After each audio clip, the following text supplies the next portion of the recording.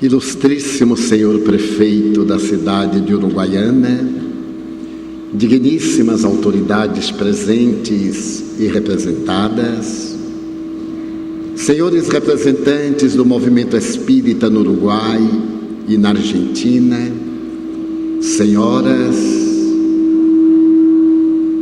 senhores, queridas irmãs, queridos irmãos espíritas, jovens, nossos votos cordiais de muita paz.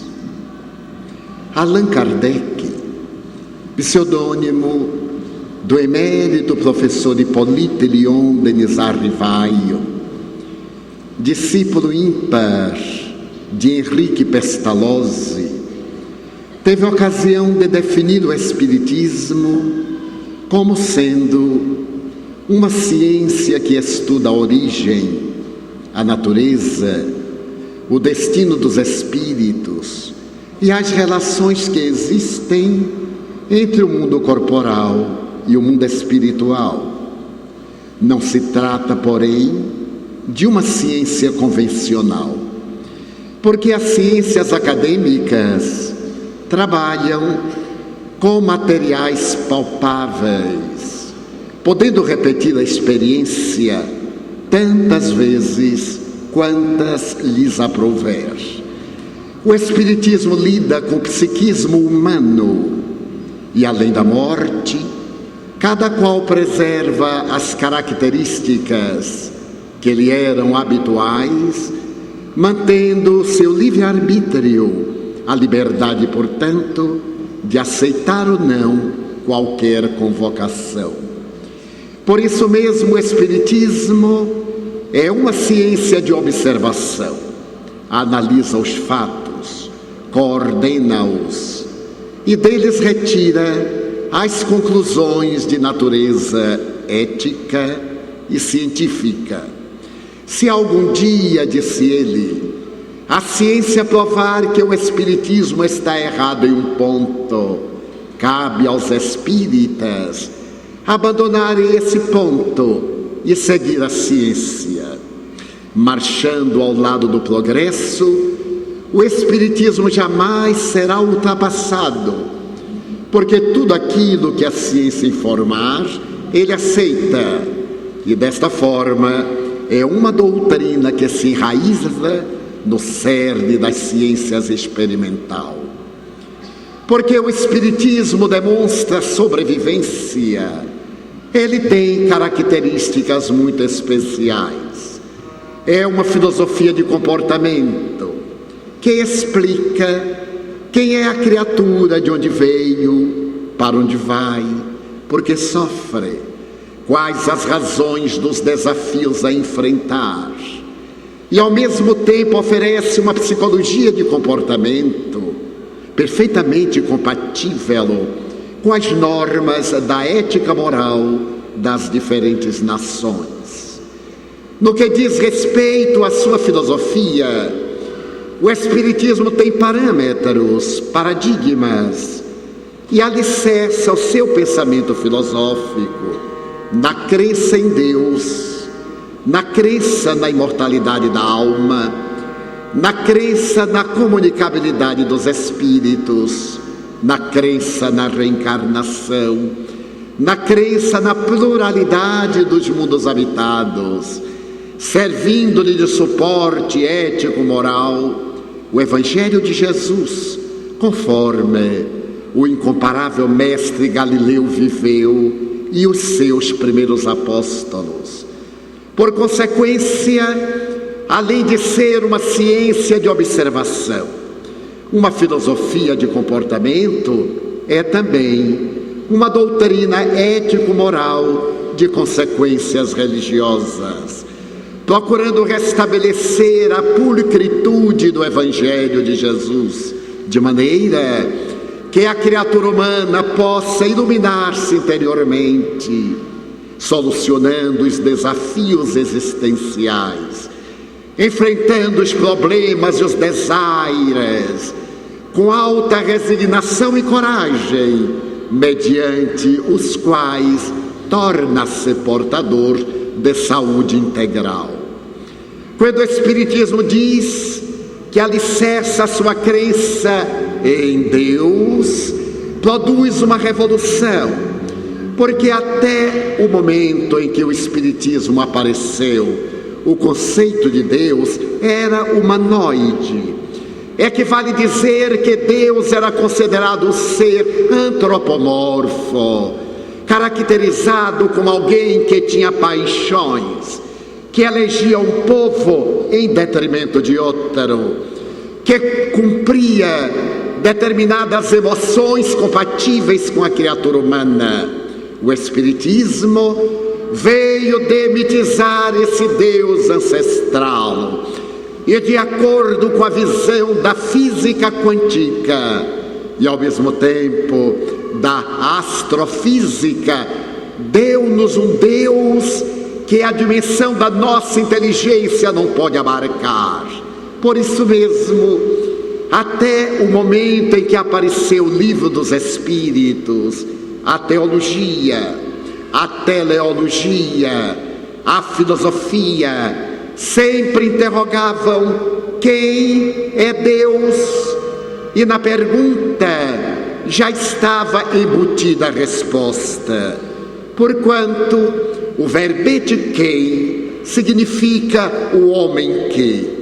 Coube a Allan Kardec formular a questão de uma maneira correta, por ser ele um grande filólogo, conhecedor de 5 idiomas, que falava e escrevia corretamente. Merece ressaltar que, tendo ele nascido na cidade de Lyon, na França, no dia 3 de outubro de 1804, seus pais educaram-no na cidade de Yverdun, na Suíça, cantão de língua alemã, onde ele de tal forma celebrizou-se que traduziu Fenelon para o alemão com tanta beleza que Pestalozzi elogiou a obra como de incomparável qualidade. Allan Kardec, portanto, conhecedor profundo da língua francesa e dos referidos idiomas, interroga de uma maneira especial, conforme se lê na questão número 1 do Livro dos Espíritos, que é Deus? E a resposta que foi dada pelos seres imortais é de uma abrangência incomum. Deus é a inteligência suprema do universo, a causa primeira de todas as coisas. Sendo Deus, dizemos nós outros, a síntese das perfeições, o absoluto, a realidade única, não pode caber dentro de uma definição, porque definir é limitar. Se nós limitarmos Deus, ele deixa de ser o absoluto, deixa de ser o continente para tornar-se o conteúdo. Mas quando os Espíritos disseram que ele é a inteligência suprema do universo, dá-lhe a amplitude de natureza galáctica e é a causa primeira de todas as coisas, não limita. Allan Kardec, no entanto, não ficou satisfeito com a resposta e voltou à interrogação perguntando: que provas se tem da existência de Deus? E as entidades venerandas redarguiram em um axioma que aplicais às vossas ciências: todo efeito tem uma causa. Logo, examinai aquilo que não foi feito pelo homem, por Deus foi feito. Essa resposta axiomática de caráter transcendental leva-nos inevitavelmente à compreensão de uma causalidade absoluta. Se todo efeito provém de uma causa, diz a física, todo efeito inteligente provém de uma causa inteligente. A doutrina espírita coube a tarefa de apresentar uma doutrina de caráter religioso que não se circunscreve a teologias humanas, há limites das paixões humanas, transcendendo o cotidiano das observações. Merece considerar que Sócrates e Platão asseveravam que existe o mundo das ideias. A Terra, no conceito socrático-platônico, é o mundo dos efeitos. Por isso mesmo eles afirmavam que existem na criatura humana duas realidades: o não ser, que é a matéria que se aglutina e que se desagrega através do fenômeno biológico da morte, e o ser, que é de natureza transcendental, que vem do mundo das ideias e que depois do fenômeno biológico da morte volta ao mundo das ideias. A filosofia socrático-platônica precede o cristianismo 350 anos aproximadamente, quando vem Jesus e afirma da mesma forma que existe o reino dos céus. A nossa jornada na terra tem como meta alcançar a plenitude, porquanto uma existência, por mais longa que seja, sempre é muito curta depois que passa. A nossa trajetória de natureza material apresenta um instante no qual a energia que nos mantém dilui-se, e advindo a morte ao invés do aniquilamento, liberta a energia que somos a realidade. Allan Kardec então perguntou às entidades venerandas: e que é o espírito? Ao que eles esclareceram: é o princípio inteligente do universo, demonstrando que na criação existem duas ordens de princípios: o princípio material e o princípio energético, sendo que no campo da energia pode-se fazer ainda uma divisão: a energia estática e a energia dinâmica. A energia dinâmica é o ser pensante que somos nós, e é comovedor observar-se que aproximadamente 50 anos depois de publicado o Livro dos Espíritos, Albert Einstein, na sua notável teoria da relatividade do tempo e do espaço, terá a ocasião de dizer que a matéria é energia concentrada e a energia é matéria desagregada. Mas Albert Einstein vai mais além. Ele diz que a religião sem a ciência é cega, mas a ciência sem a religião é capenga. O Espiritismo surge como a ciência que vai iluminar a religião através dos fatos, como a religião que vai aquecer a frieza da ciência do laboratório, dando um sentido existencial. Logo, o conceito a respeito de Deus no Espiritismo tem um caráter cósmico, não se limitando a ser apenas aquele criador da tradição bíblica, que se refere à criação do mundo, sintetizada na criação do planeta terrestre. Quando nos recordamos, por exemplo, examinando a nossa Via Láctea numa noite de inverno como esta, e observando as estrelas, todos nós somos tomados de uma grande empatia e dizemos: eu sou capaz de ver milhões de estrelas, e nos enganamos, porque somente são visíveis a olho nu cerca de 5.000. Equivale dizer que nós somente podemos vê-las em número de 2.500, porque as outras 2.500 estão do outro lado. Se alguém duvida, ao sair daqui, pode tentar contar.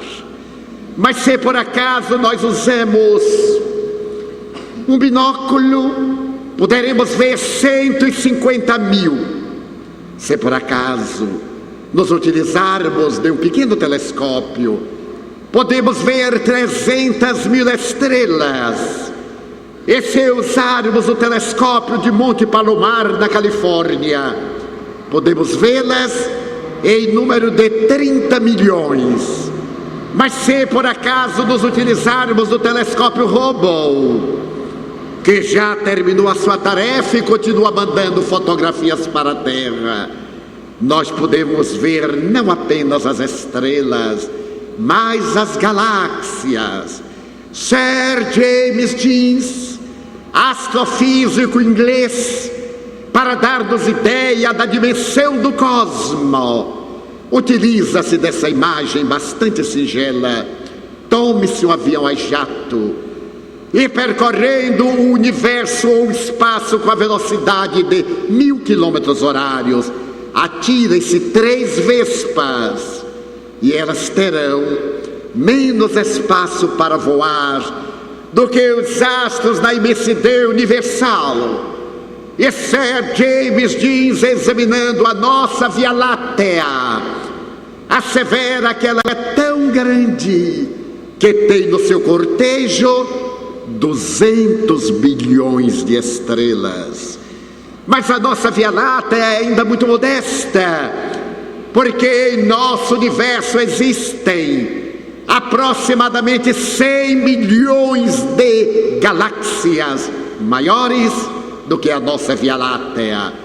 E diariamente os chamados buracos negros absorvem verdadeiras galáxias, enquanto a criação infinita continua através das estrelas novas, gerando outras constelações.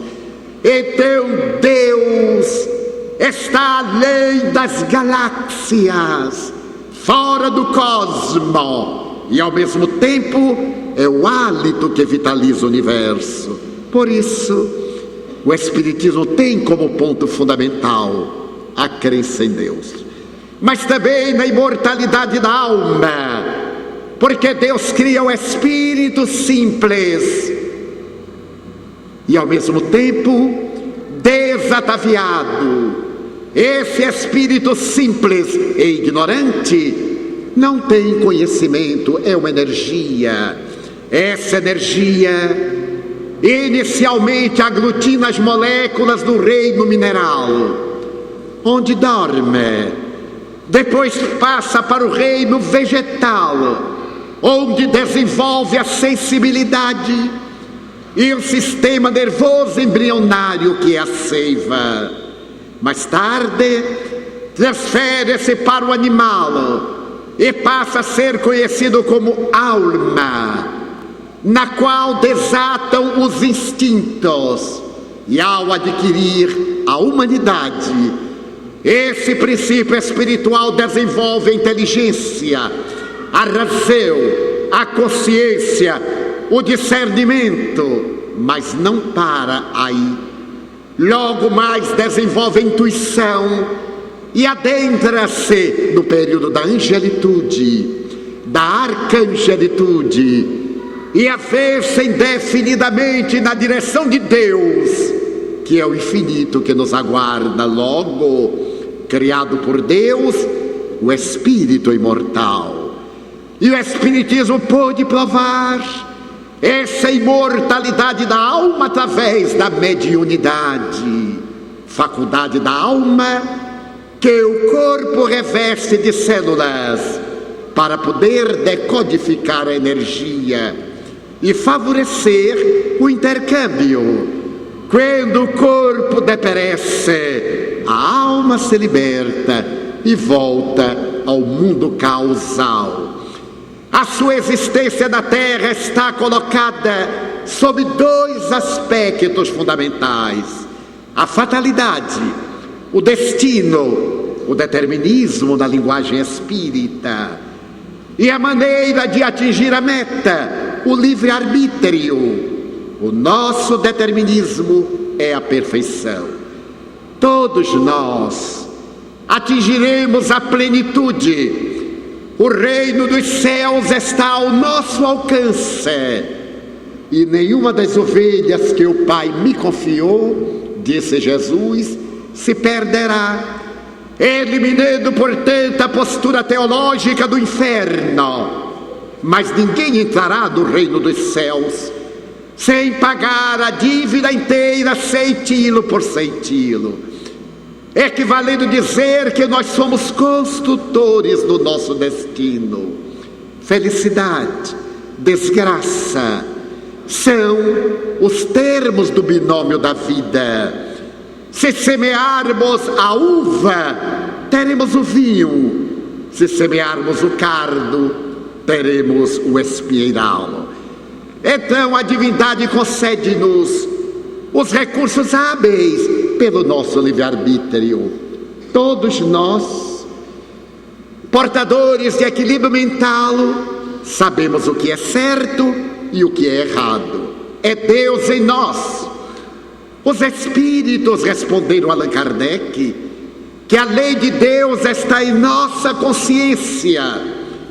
O que invariavelmente dizemos, a consciência é o juiz, é o advogado de defesa, mas é também o acusador, é o promotor público. De acordo com a nossa consciência, nossos atos são desencadeadores de experiências por vindouras. E nós, através desses atos, estamos construindo sempre. Quando nos equivocamos, retornamos, reencarnação, para reparar. Então a doutrina espírita tem duas posturas éticas: as provações e as expiações. As provações são testes de resistência moral, seus desafios que deveremos enfrentar como qualquer aluno, para poder demonstrar se conseguiu a aprendizagem escolar, é submetido a exames ou provas. Se por acaso ele se reabilitou, ele vai promovido, ou ele vai reprovado, permanecendo na mesma classe. Mas como não há punição, a divindade dá-lhe uma nova chance. E se ele perde essa chance, ele é obrigado a repetir a experiência. A aprovação, portanto, faz parte da vida de todos nós. Ninguém na terra que não na tenha. Todos nós somos espíritos em aperfeiçoamento, uns melhores, outros menos bons, uns mais adiantados, outros na retaguarda, mas todos no mesmo processo de evolução na direção do infinito. Mas digamos, por exemplo, que a nossa rebeldia, a nossa crueldade conduza-nos a atos arbitrários e hediondos, ao homicídio, a adultério, a infâmia, ao suicídio, a depravação na promiscuidade, a drogadição. Nós desrespeitamos o patrimônio do nosso corpo. Nós agredimos a essência divina que está em nós e reencarnamos-nos numa expiação. São esses fenômenos teratológicos, aqueles que são cegos de nascença, que trazem deformidades de natureza intelectual, a idiotia, que apresentam as deformidades cerebrais, a microcefalia, ao mesmo tempo, aqueles que nascem sem cérebro, os anencéfalos, foram espíritos que agrediram a casa mental através de balas que dispararam no momento de revolta, pelo suicídio, e voltam com os equipamentos arrebentados para poder reorganizar-se. Castigo? Não. Amor. Reeducação. Nós verifiquemos que as nossas leis que são injustas para o criminoso, as penitenciárias que são, ou deveriam ser, de reeducação. Por isso mesmo, na linguagem jurídica, não se diz que ele é homicida, diz que ele é um reeducando. está aprendendo a reeducar-se para ser útil na sociedade. Então nós dispomos da provação e também da expiação. Somente assim se explica a justiça de Deus, que a este fez idiota, aquele fez autista, a esse fez o intelectual, aquele portador de beleza física e mental, e a esse outro as anomalias, as deformidades, as degenerescências, porque Deus é Pai de amor. Então o Espiritismo dá-nos uma filosofia ética de justiça. Se nós estamos sofrendo hoje, é relativo, não será absoluto. O sofrimento passa, ele não tem um caráter punitivo, ele tem um caráter de educação, porque aprendemos a obedecer às leis cósmicas e passamos a considerar-nos elementos úteis na construção da sociedade. Sendo imortal o espírito, a doutrina espírita conseguiu a mais notável façanha da filosofia: matou a morte. A morte não existe. A morte é um passaporte que nos leva para outra dimensão. É o veículo que nos transfere de um estado vibratório para outro. Eu tive a suprema honra de ver desencarnar minha mãe. Ela era uma mulher octogenária, portadora de um humor incomparável. Tornou-se espírita, analfabeta. Eu lia para ela as páginas do Espiritismo. Ela comovia-se até as lágrimas e dizia-me para ler mais e explicar. Quando minha mãe completou 80 anos, ela perguntou-me um dia: meu filho, você poderia perguntar aos guias espirituais se já de eu morrer? E eu lhe disse: mãe, aos 80 anos, é claro que já está perto de morrer. Mas por que a senhora deseja ter essa informação? E ela respondeu de maneira jocosa: meu filho, eu ainda não terminei de arrumar a mala para a grande viagem. Eu voltei à carga, mas já deveria ter arrumado. Ao que ela me elucidou: não, se eu estiver muito bem arrumada, Deus dirá: já que a velha está pronta, que venha. Eu então vou deixar uma peça ou outra para o último momento. Quando ela completou 86 anos, estávamos dialogando e ela perguntou-me: você poderia interrogar ao espírito Joana de Ângeles se já está perto o momento de eu viajar? Eu digo: mãe, eu acho até que Deus se esqueceu da senhora, porque já passou um pouco do prazo, 86 anos. Pergunte. Mas ela não vai responder, mãe. Pergunte. Se ela não responder, é outra coisa, mas cabe a você perguntar. Eu sou daquele tempo em que os filhos obedeciam os pais. Hoje os pais têm muito medo dos filhos. Então, por uma questão de princípio, eu perguntei. Não tenho hábito de fazer aos espíritos perguntas que a minha lógica pode responder, mas também não tinha coragem de mentir à minha mãe. Eu perguntei ao espírito Joana de Ângeles: a senhora me perdoe, mas ela é minha genitora. E ela mandou perguntar se está próximo de desencarnar.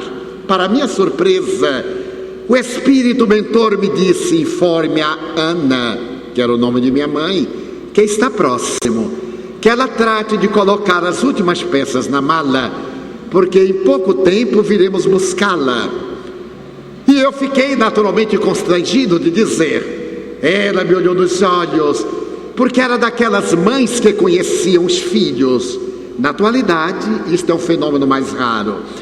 Ela me olhou nos olhos com os seus olhos verdes e me disse: que respondeu Joana de Ângeles? Eu disse: mãe, você não vai mentir. Primeiro, porque será um erro grave. Na sua idade você não pode mentir. Foi no ano de 72. Ademais, eu desejo saber. Eu disse: bem, Joana de Anjos disse que está mais ou menos próximo. Quantos dias? Eu disse: mãe, isso não é título bancário, que tem o prazo. Quantos dias? Ela disse: muito em breve. O que é que você interpreta por muito em breve? Eu digo: bem, uma coisa que oscila de 10 dias a 30 dias. Ele disse: muito bem, meu filho, eu vou colocar os últimos paninhos e deixo para você fechar a mala.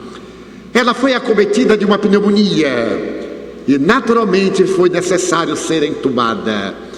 Quando estava praticamente recebendo vida artificial, ela olhou, me sorriu, fez um pré-coma. O médico desentubou-a e logo depois ela abriu os olhos verdes como 2 esmeraldas e me disse: meu filho, seu pai, seus irmãos, nós éramos 13, 8 deles estavam desencarnados, estão aqui me esperando. E Nair, uma irmã minha que se houvera suicidado no ano de 1939, 33 anos depois, dizia-lhe: venha, mãe, diminuir a minha angústia, atender a minha aflição, venha. Eu me vou, meu filho, mas assim que eu me recupere, eu retornarei. Então, emocionado, eu disse: mãe, não volte. A sua vida foi um sacerdócio de amor. A senhora exerceu o messianato de abnegação. Não volte mais. Os espíritos dizem-me que está reservado para a senhora um lugar de felicidade. E ela disse: meu filho, que felicidade pode experimentar uma mãe estando no paraíso e sabendo que seus filhos continuam na terra chorando e sofrendo, enquanto você e suas 2 irmãs, mais velhas do que eu, estiverem aqui, eu estarei ao lado para participar das suas alegrias, para chorar com as suas lágrimas, para interceder a Deus por vocês. Eu voltarei, meu filho. Até logo. Fechou os olhos e eu via desprender-se da matéria. Primeiro os pés. O fenômeno de desprendimento começa pelas extremidades, particularmente terminais, e logo depois ela flutuou no ar, com uma ligação entre o seu cérebro e o cérebro carnal, que é chamado o chakra coronário. Não como nós vemos em determinadas alegorias. É exatamente este último vínculo que os espíritos diluem, permitindo ao espírito a total liberdade.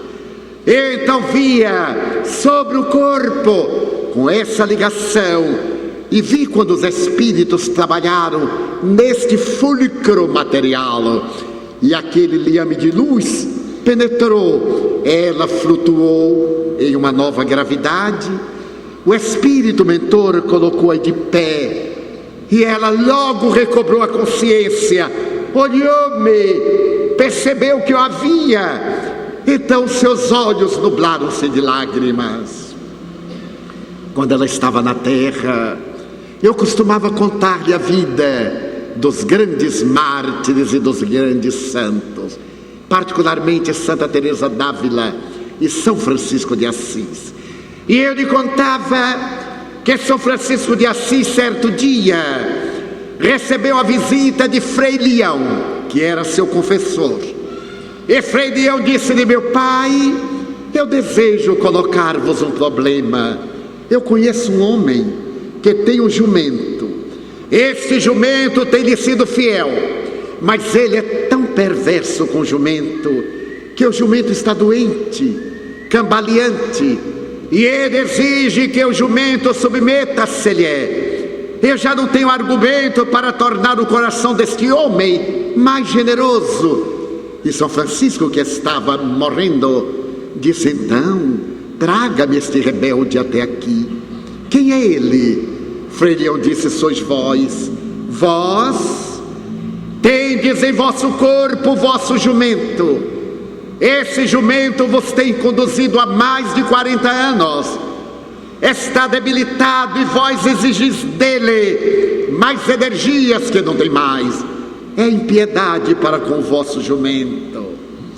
Então diz Celano, o autor da melhor biografia de São Francisco, ele passou as mãos no corpo alquebrado e disse: ó meu jumentinho, perdoe-me, meu doce e nobre jumentinho, perdoe-me.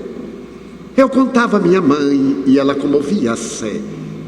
Naquele momento, o espírito Joana de Ângeles disse-lhe: Ana, olha o seu jumentinho.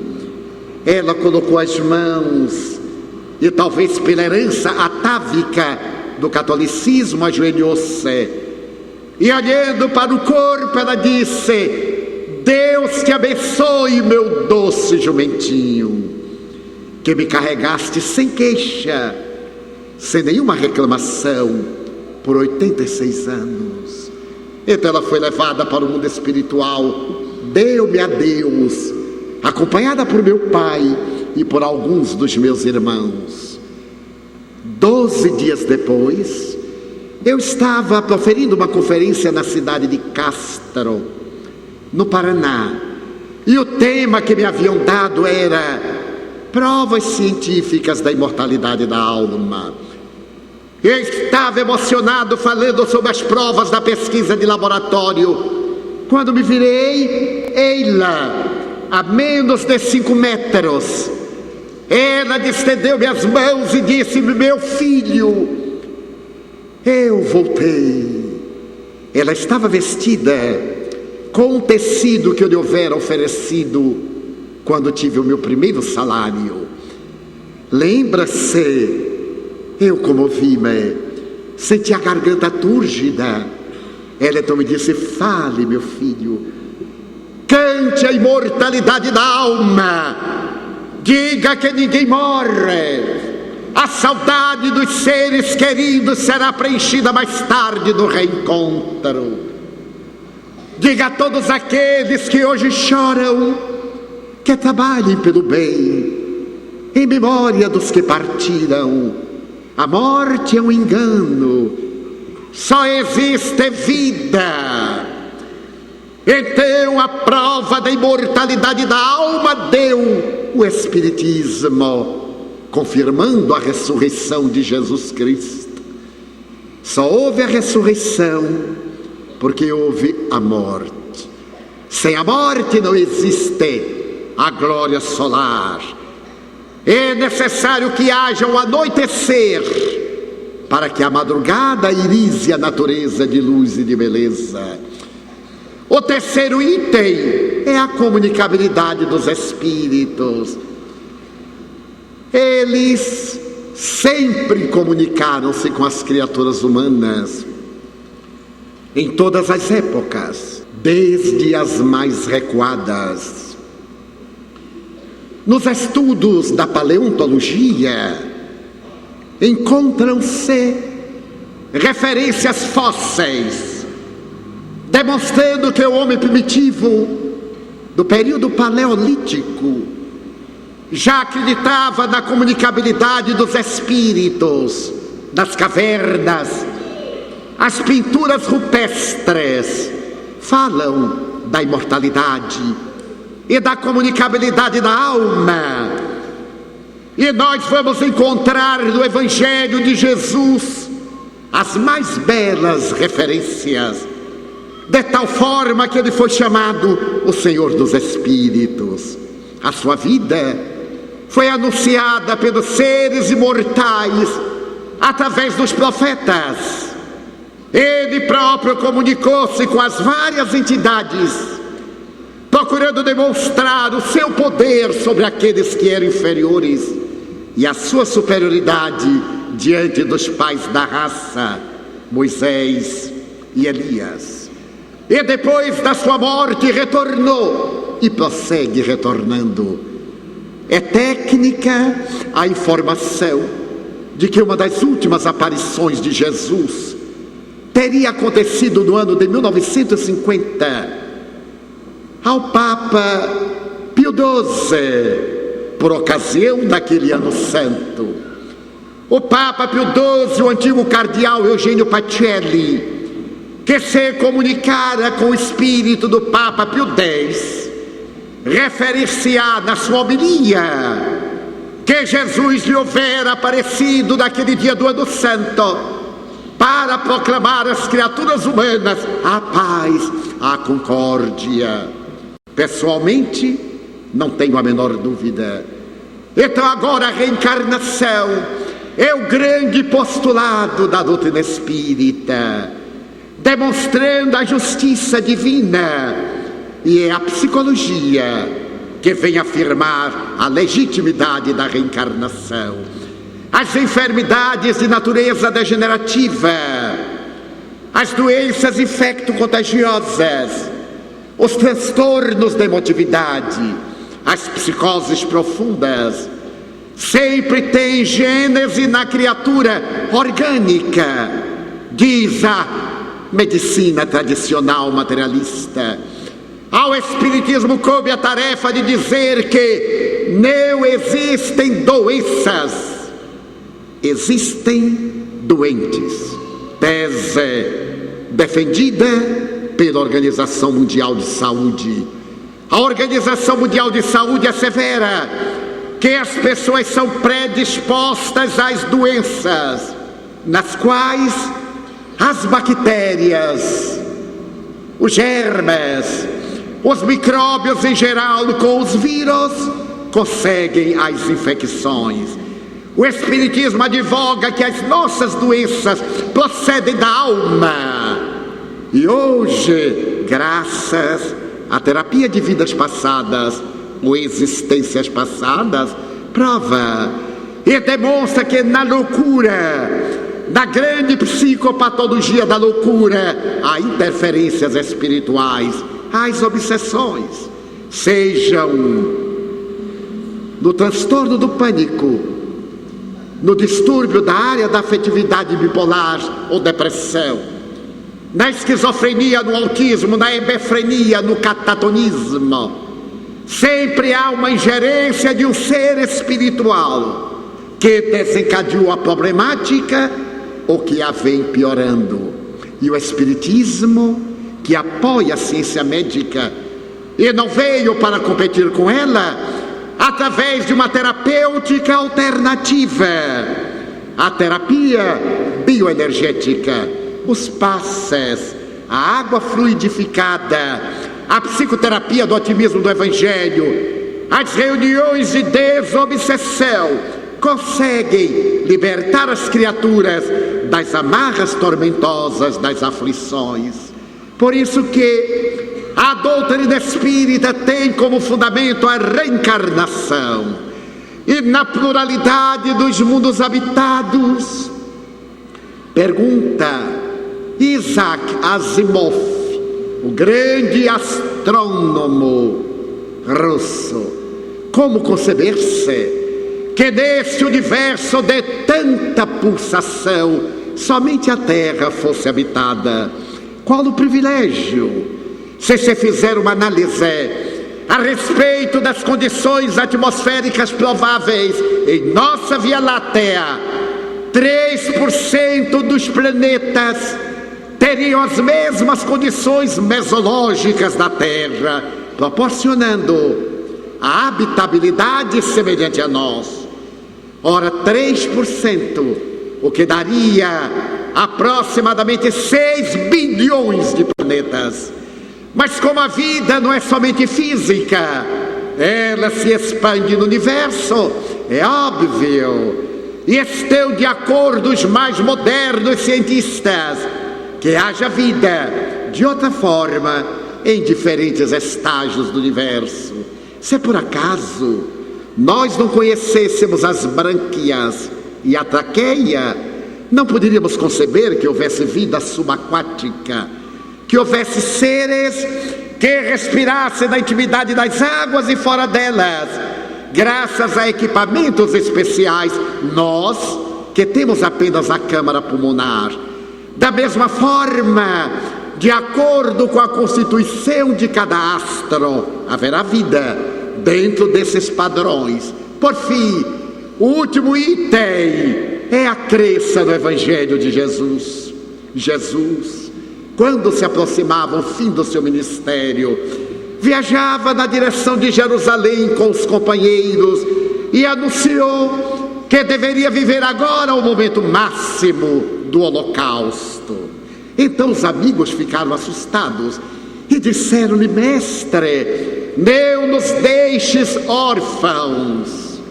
E João Evangelista anotou no capítulo 14, versículos 14, 15, 16, 25, 26: eu não vos deixarei órfãos, eu rogarei ao meu Pai, e Ele vos enviará o Consolador, o Espírito de verdade, o Paracleto, o advogado, que ficará convosco até a consumpção dos séculos.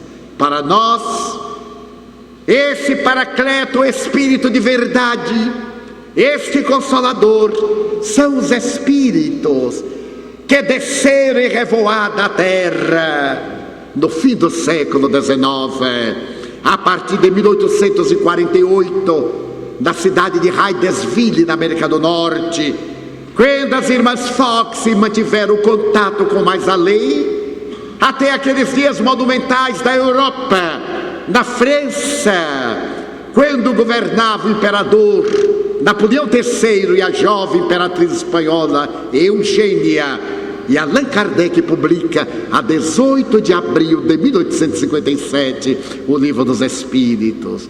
Os seres espirituais dizem: vimos como outrora repetir as lições do Senhor. E ainda numa bela página do Espírito de Verdade, ele diz que vem consolar-nos das aflições. O Consolador chega no momento da grande transição cultural. É curioso notar, meus amigos, que no dia 31 de março de 1848, em Londres, Karl Marx apresenta o seu manifesto comunista. E nesse manifesto comunista, o eminente economista russo propõe o materialismo dialético. Naquela mesma noite na América do Norte, com a diferença de fuso horário de 5 horas, os espíritos vêm dizer que a vida continua, matando o materialismo de Karl Marx. Logo depois, o espiritismo fala da evolução das espécies. Em 1857, 2 anos após, em 1859, Charles Darwin apresenta sua teoria evolucionista, o princípio da evolução vegetal e animal, as diferentes mutações, demonstrando a excelência do espiritismo. Então o Evangelho de Jesus volta na frase da caridade.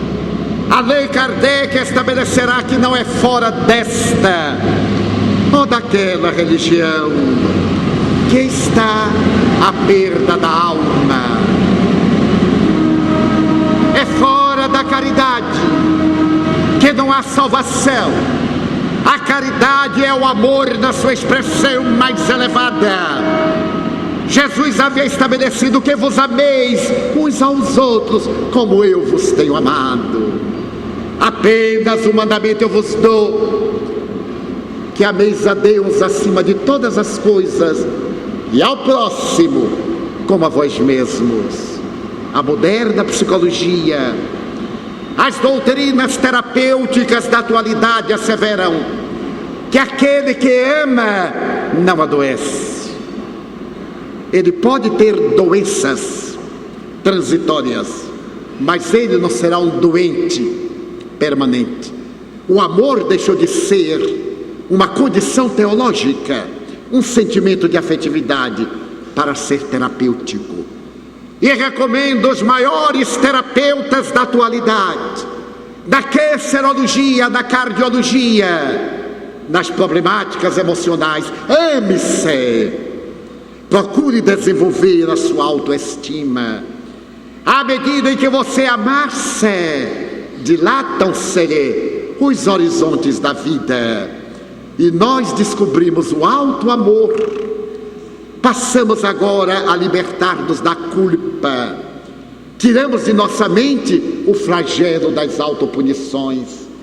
É fascinante notar este momento da neurociência, quando cientistas americanos e europeus pediram ao presidente George W. Bush e ao Congresso americano que considerassem a década 1990-2000 como a década do cérebro. O que foi considerado?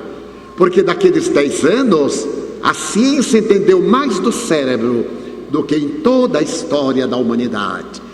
E foi nesse período que 2 cientistas da Universidade Harvard, os doutores David Bohm e Stewart Wolf, descobriram uma coisa curiosa.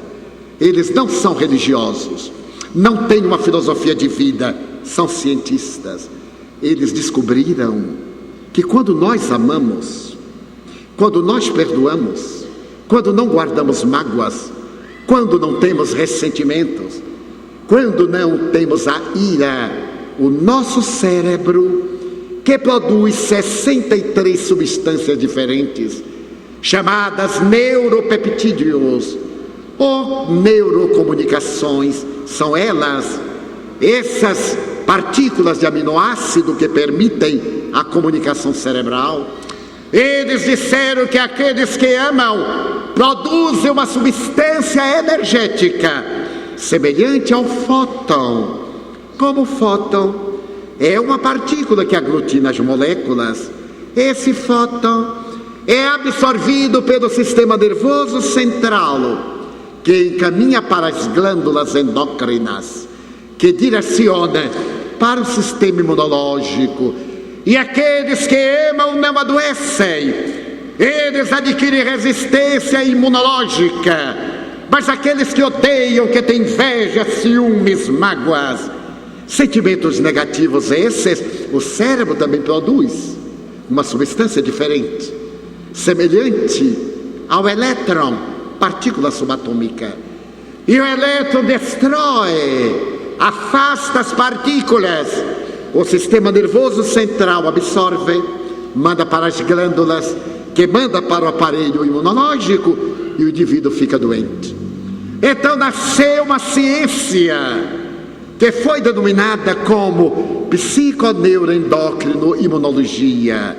A mente transmite para o sistema nervoso, que transmite para as glândulas, que transmite para o aparelho libertador, e nós teremos saúde ou teremos doença. Então nós voltamos ao amor, que é a base da vida. Aquele que ama carrega um tesouro. Aquele que ama traz Deus dentro do coração. Então a doutrina espírita é profundamente cristã. Ela não tem teologia, não tem um culto sacerdotal, não tem líderes. Os seus líderes são aqueles que se apagam no anonimato do trabalho. Não existem superiores nem inferiores, senão, como disse Allan Kardec, uma aristocracia moral. Conhece-se o espírita pelo esforço que ele empreende para ser hoje melhor do que ontem e amanhã melhor do que hoje, lutando sempre contra as suas más inclinações. Isto é o Espiritismo, a terceira revelação, a doutrina que um dia vai interferir em todas as religiões, dando-lhes aquilo que lhes falta, sem prejudicar a sua estrutura, ampliando o seu campo de percepção. Qualquer doutrina religiosa diz a alma imortal, e o Espiritismo prova através da comunicabilidade dos espíritos. Aliás, o Papa João Paulo II teve a ocasião de declarar em 1992, na Catedral de São Pedro em Roma, que os espíritos comunicam-se. E o cardeal Concetti, em uma grande entrevista ao jornal da Cúria Metropolitana de Roma, o Observatório Romano, disse: aqueles que recebem os santos, entre aspas, devem ter uma vida pura, nobre, dedicada, para serem dignos de transmitir a mensagem dos mortos. Mas o Papa João Paulo II também fez uma declaração comovedora e espírita, ipsis verbis. Nas minhas prolongadas reflexões, cheguei à constatação que o céu e o inferno não são lugares geográficos, são estados de consciência. O Espiritismo, desde 1865, quando Allan Kardec publicou O Céu e o Inferno, diz: são estados de consciência. A consciência de culpa vive no inferno, a consciência de paz vive no reino dos céus. Mas eu gostaria de sintetizar tudo isto em uma bela narrativa ditada pelo espírito Humberto de Campos ao venerando médium Francisco Cândido Xavier, que narrarei ao sabor da própria emotividade.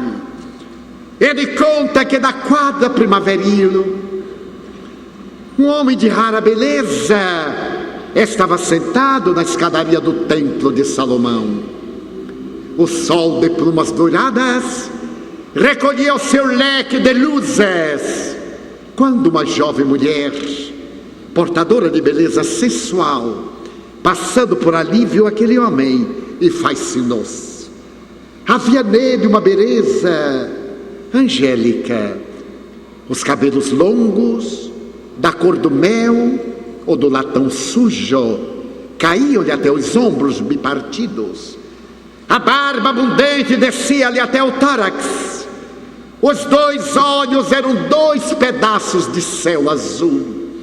E a jovem meretriz, acostumada ao jogo das paixões, deteve-se diante daquele homem e disse-lhe: Nazareno, pois que ele o era, e estava com as características da cidade natal, Nazaré.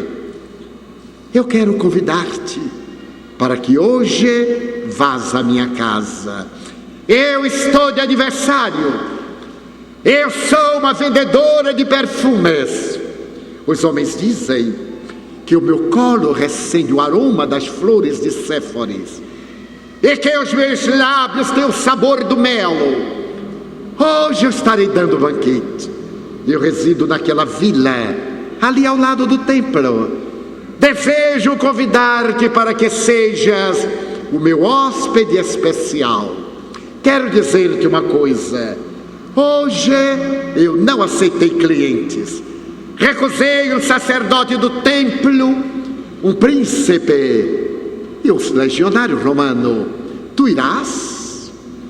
O homem estranho contemplou aquela jovem mulher, bonita e perturbada, e disse-lhe: hoje eu não posso. Oh, Nazareno, eu não fui muito clara. Eu quero dizer-te que tu és o meu convidado e eu não te cobrarei nada. Gostaria que estivesses no meu banquete. Eu colocarei uma escrava núbia para bailar desnuda diante de ti. E lavarei os teus pés, que estão sujos do pó. Tu és um estrangeiro, porque eu noto que as tuas alpercatas estão gastas, e tu trazes a marca dos caminhos. Pois eu lavarei os teus pés em uma bacia de prata com perfume de nardo, e enxugá-los-ei com os meus cabelos. Tu virás? Ele olhou-a e, sorrindo melancólico, disse-lhe: perdoe-me, mas hoje eu não posso. Oh, Nazareno, como me farei entender?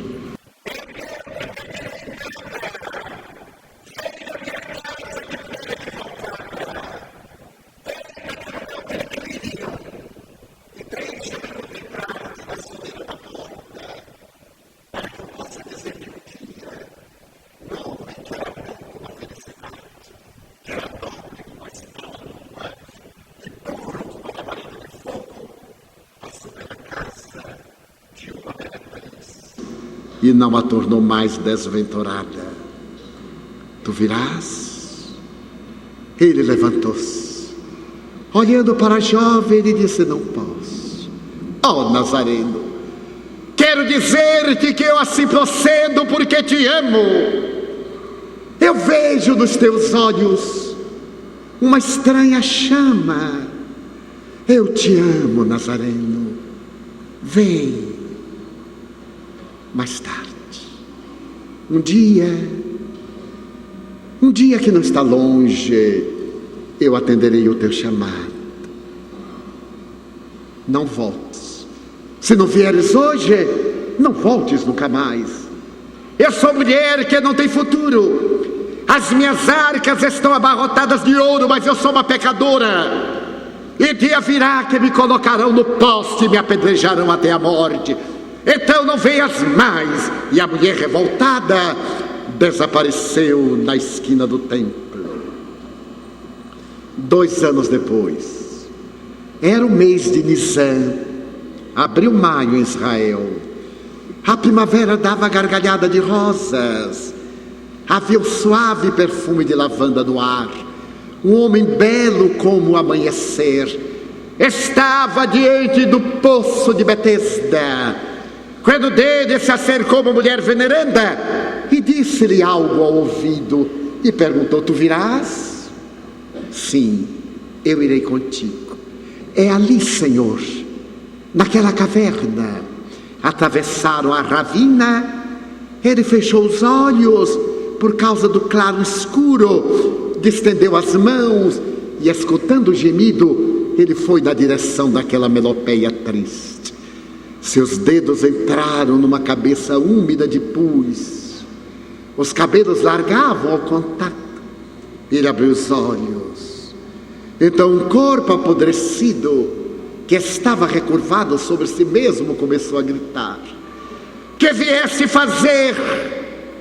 Se vieste comprar perfume, já não tenho para vender, foge. Se vieste por compaixão, deixa-me morrer em paz. Eis o que fizeram com meu corpo.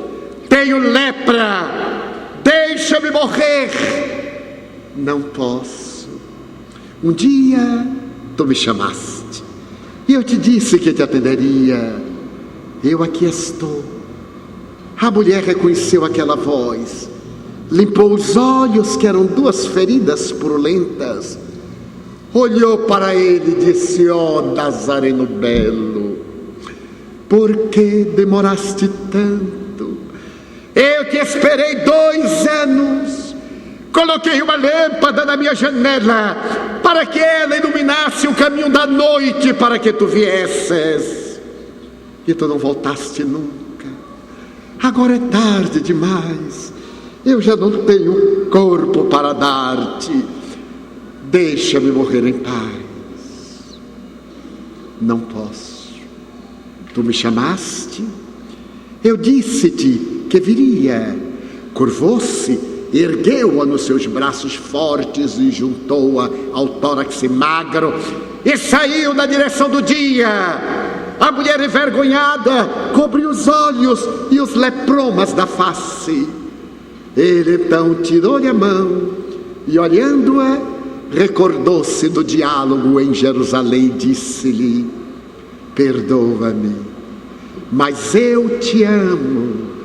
Eu agora vejo nos teus olhos uma estranha chama, e assim procedo porque te amo. Já que o teu corpo não serve para nada, dá-me tua alma. Ergo bonus pastor sum. Eu sou o bom pastor, e aquele que confia em mim, mesmo morrendo, viverá. Abraçou-a e saiu na direção do dia com a mulher morta no seu regaço. 2000 anos depois, ele volta neste momento de decomposição moral da sociedade. Durante muitos séculos nós dissemos: vem, nós te damos ouro, tapetes persas, Nós te damos candelabros ajaezados de gemas. Nós te damos catedrais. Vem, Senhor. E Ele diz: um dia.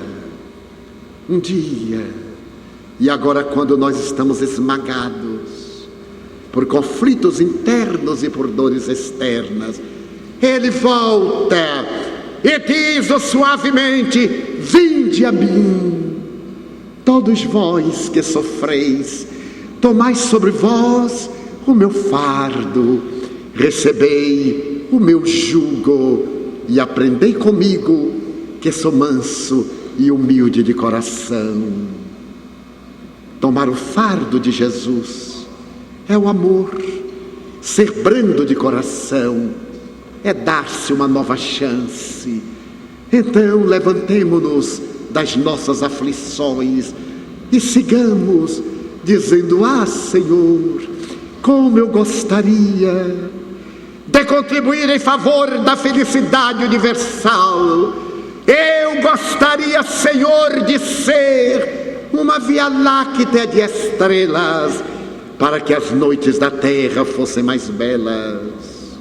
Mas na minha pequenez, eu te digo desta vez, da impossibilidade de ser uma galáxia, deixa-me ser um pirilampo na noite escura, diminuindo a amargura de quem anda na escuridão. Eu gostaria de ser a chuva generosa que caísse sobre a terra porosa e reverdecesse o chão. Mas se eu não conseguir, eu te quero pedir para ser um copo com água fria, para matar a sede, a agonia de alguém na desesperação. Eu queria ser um trigal maduro para deplão repletar a mesa da humanidade. Mas na minha necessidade, se eu não lograr, eu te quero rogar para ser um grão que, caindo no chão, se transforme num milhão e enriqueça da humanidade a mesa com a dádiva do pão. Eu gostaria de ser um jardim de flores de todas as cores, para embelezar a terra. Mas na pobreza que minha alma encerra, se eu não puder ser o jardim, deixa-me ser uma rosa solitária na frincha da rocha, colocando beleza no altar da natureza. Eu desejaria ser a montanha altaneira, de onde se tivesse a visão da terra inteira. Mas como não vou conseguir, eu te venho pedir para ser uma pedra pavimentando o chão, por onde os heróis avancem na conquista da multidão.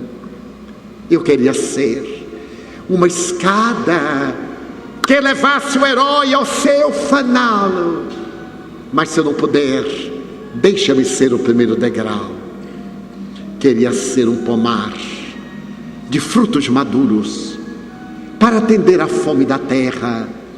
Mas na pequenez que minha alma encerra, se eu não puder lograr, então deixa-me ser a árvore generosa que projete sombra no chão, para que alguém, quando passar pelo meu caminho, eu lhe diga de mansinho: olá. E se ele me perguntar: quem és tu?